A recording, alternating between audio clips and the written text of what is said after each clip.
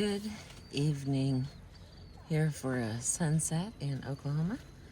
We're going to continue with Chapter 4, Invent Options for Mutual Gain. The case of Israel and Egypt negotiating over who should keep how much of the Sinai Peninsula illustrates both a major problem in negotiation and a key opportunity. The problem is a common one. There seems to be no way to split the pie that leaves both parties satisfied. Often, you are negotiating along a single dimension, such as the amount of territory, the price of a car, the length of a lease on an apartment, or the size of a commission on a sale. At other times, you face what appears to be an either-or choice that is either markedly favorable to you or to the other side. In a divorce settlement, who gets the house, who gets custody of the children? You may see the choice as one between winning and losing, and neither side will agree to lose. Even if you do win and get the car for $12,000, the lease for 5 years, or the house and kids, you have a sinking feeling that they will not let you forget it. Whatever the situation, your choices seem limited. The Sinai example also makes clear the opportunity. A creative option, like a demilitarized Sinai, can often make the difference between deadlock and agreement. One lawyer we know attributes his success directly to his ability to invent solutions advantageous to both his client and the other side. He expands the pie before dividing it.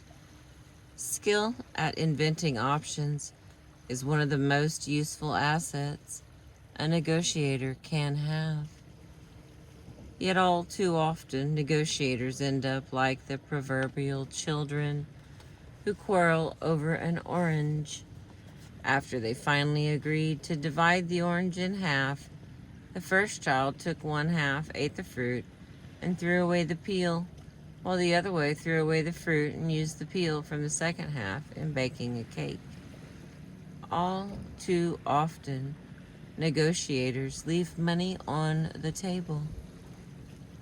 They fail to reach agreement when they might have, or the agreement they do reach could have been better for each side.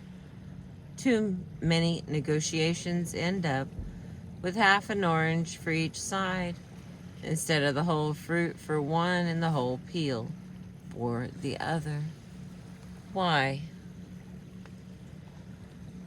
Diagnosis. As valuable as it is to have many options, people involved in a negotiation rarely sense a need for them. In a dispute, people usually believe that they know the right answer. Their view should prevail. In a contract negotiation, they are equally likely to believe that their offer is reasonable. It should be adopted, perhaps with some adjustment in the price. All available answers appear to lie along a straight line between their position and yours. Often the only creative thinking shown is to suggest splitting the difference. In most negotiations, there are 4 major obstacles that inhibit the inventing of an abundance of options. 1. Premature judgment. 2. Searching for the single answer. 3. The assumption of a fixed pie. And 4. Thinking that solving their problems is their problem. In order to overcome these constraints, you need to understand them. First, premature judgment. Inventing options does not come naturally. Not inventing is the normal state of affairs, even when you are outside a stressful negotiation. If you were asked to name the one person in the world most deserving of the Nobel Peace Prize, any answer you might start to propose would immediately encounter your reservations and doubts. How could you be sure that the person was the most deserving? Your mind might well go blank, or you might throw out a few answers that would reflect conventional thinking.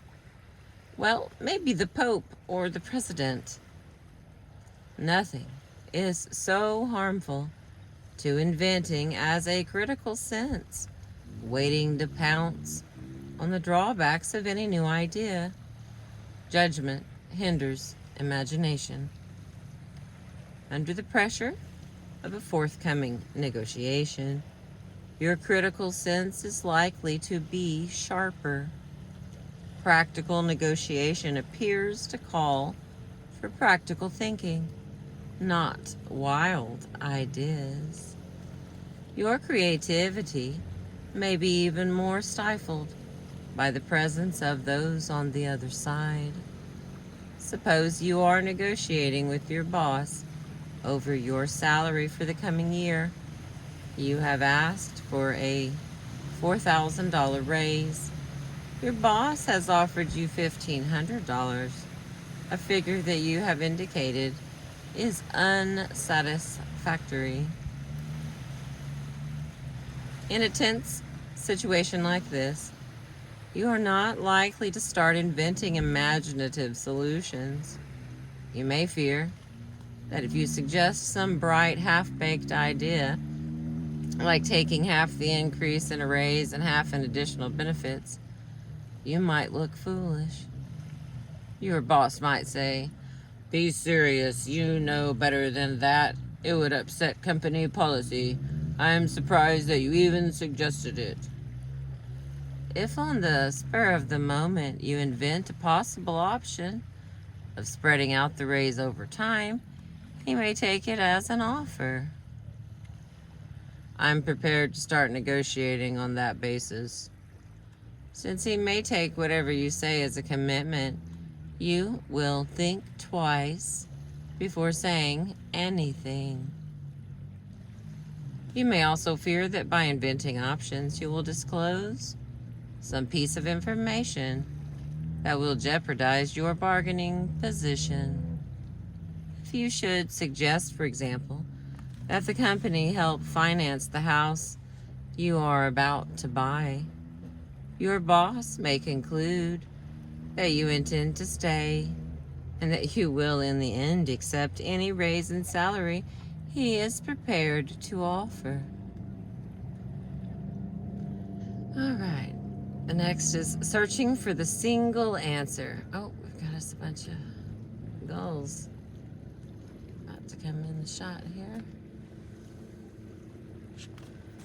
Let's see if I can make that a little bit brighter.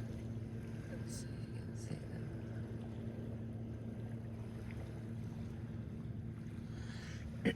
them. All right, searching for the single answer. In most people's minds, inventing simply is not part of the negotiating process. People see their job as narrowing the gap between positions, not broadening the options available. They tend to think, we're having a hard enough time agreeing as it is. The last thing we need is a bunch of different ideas. Since the end product of negotiation is a single decision, they fear that free-floating discussion will only delay and confuse the process. If the first impediment to creative thinking is premature criticism, the second is premature closure. By looking from the outset for the single best answer, you are likely to short-circuit a wiser decision-making process in which you select from a large number of possible answers. All right, the next one. The assumption of a fixed pie. A third explanation for why there may be so few good options on the table is that each side sees the situation as essentially either or. Either I get what is in dispute or you do. The negotiation often appears to be a fixed sum game. $100 more for you on the price of a car means $100 less for me. Why bother to invent if all the options are obvious and I can satisfy you only at my own expense? And that's that one. The next one is thinking that solving their problem is their problem. A final obstacle to inventing realistic options lies in each side's concern with only its own immediate interests. For a negotiator to reach an agreement that meets his own self-interest, he needs to develop a solution which also appeals to the self-interest of the other. Yet emotional involvement on one side of an issue makes it difficult to achieve the detachment necessary to think up wise ways of meeting the interests of both sides. We've got enough problems of our own. They can look after theirs. There also frequently exists a psychological reluctance to accord any legitimacy to the views of the other side. It seems disloyal to think up ways to satisfy them. Short-sighted self-concern thus leads the negotiator to develop only partisan positions, partisan arguments, and one-sided solutions. All right, our next one here. Prescription. To invent creative options, then you will need 1. To separate the act of inventing options from the act of judging them. 2. To broaden the options on the table rather than look for a single answer. 3. To search for mutual gains. And 4. To invent ways of making their decisions easy. Each of these steps is discussed below. Get a little bit more air. It's getting overwhelmingly hot. I hope you can see all those gulls flying around. They're just having a good old time. Okay, next, separate inventing from deciding. Since judgment hinders imagination, separate the creative act from the critical one. Separate the process of thinking up possible decisions from the process of selecting among them. Invent first, decide later. As a negotiator, you will of necessity do much inventing by yourself. It is not easy. By definition, inventing new ideas requires you to think about things that are not already in your mind.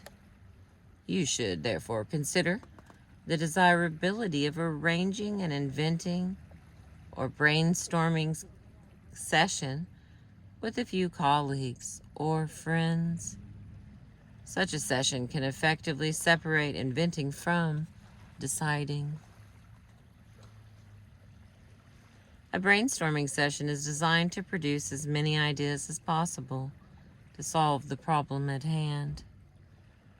The key ground rule is to postpone all criticism and evaluation of ideas. The group simply invents ideas without pausing to consider whether they are good or bad, realistic or unrealistic. With those inhibitions removed, one idea should stimulate another, like firecrackers setting off one another. In a brainstorming session, people need not fear looking foolish, since wild ideas are explicitly encouraged. And in the absence of the other side, negotiators need not worry about disclosing confidential information or having an idea taken as a serious commitment. There is no right way to run a brainstorm session. Rather, you should tailor it to your needs and resources. In doing so, you may find it useful to consider the following guidelines. Okay, before brainstorming. Number 1, define your purpose. Think of what you would like to walk out of the meeting with. Number 2, choose a few participants. The group should normally be large enough to provide a stimulating interchange, yet small enough to encourage both individual participation and free-wheeling inventing, usually between 5 and 8 people. Number 3, change the environment. Select a time and place distinguishing the session as much as possible from regular discussions. The more different a brainstorming session seems from a normal meeting, the easier it is for participants to suspend judgment. Number 4, design an informal atmosphere. What does it take for you and others to relax? It may be talking over a drink or meeting at a vacation lodge in some picturesque spot, or simply taking off your tie and jacket during the meeting and calling each other by your first names. And the final one for the before brainstorming section, choose a facilitator. Someone at the meeting needs to facilitate, to keep the meeting on track, to make sure everyone gets a chance to speak, to enforce any ground rules, and to stimulate discussion by asking questions. And the next part is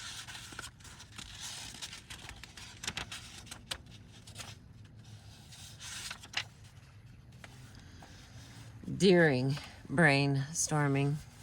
Number 1, seat the participants side by side facing the problem. The physical reinforces the psychological. Physically sitting side by side can reinforce the mental attitude of tackling a common problem together. People facing each other tend to respond personally and engage in dialogue or argument. People sitting side by side in a semicircle of chairs facing a blackboard or a whiteboard tend to respond to the problem depicted there. Number 2, clarify the ground rules, including the no criticism rule. If the participants do not all know each other, the meeting begins with introductions all around, followed by clarification of the ground rules. Outlaw negative criticism of any kind. Joint inventing produces new ideas because each of us invents only within the limits set by our working assumptions. If ideas are shot down unless they appeal to all participants, the implicit goal becomes to advance an idea that no one will shoot down. Now, if on the other hand, wild ideas are encouraged, even those that are in fact lie well outside the realm of the possible, the group may generate from these ideas other options that are possible and that no one would previously have considered. Other ground rules you may want to adopt are to make the entire session off the record and to refrain from attributing ideas to any participant. Number 3, brainstorm. Once the purpose of the meeting is clear, let your imaginations go. Try to come up with a long list of ideas, approaching the question from every conceivable angle. And number 4, record the ideas in full view. Recording ideas either on a blackboard or better on large sheets of newsprint gives the group a tangible sense of collective achievement. It reinforces the no criticism rule. It reduces the tendency to repeat, and it helps stimulate other ideas.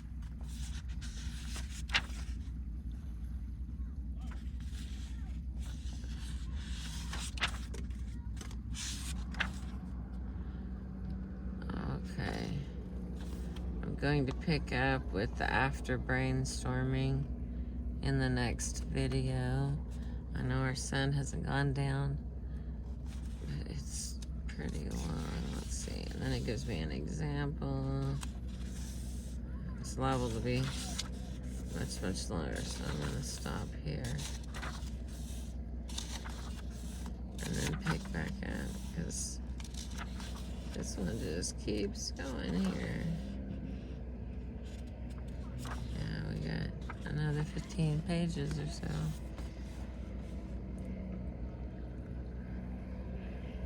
There goes a little jet ski. All right, I'll read the next part. After brainstorming. Number 1, star the most promising ideas. After brainstorming, relax the no criticism rule in order to winnow out the most promising ideas. You are still not at the stage of deciding. You are merely nominating ideas worth developing further. Mark those ideas that members of the group think are best. Number 2, invent improvements for promising ideas. Take one promising idea and invent ways to make it better and more realistic, as well as ways to carry it out. The task at this stage is to make the idea as attractive as you can. Preface constructive criticism with, what I like best about that idea is ... Might it be better if ... Number 3, set up a time to evaluate ideas and decide. Before you break up, draw up a selective and improved list of ideas from the session and set up a time for deciding which of these ideas to advance in your negotiation and how. All right, now for real, I'm gonna stop there. Thank you for being with me. I appreciate you. I hope you got to enjoy everything today. I know that sun's not completely gone, so it'll maybe give me a chance to read a little bit more. I appreciate you.